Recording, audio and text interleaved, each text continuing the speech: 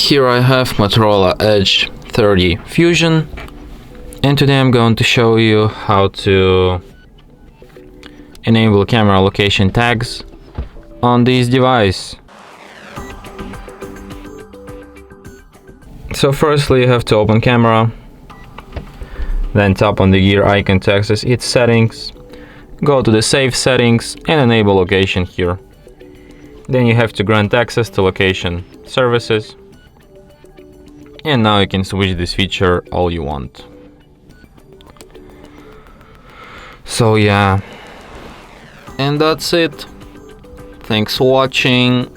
If you find this tutorial useful, don't forget to hit that like button and subscribe to our channel.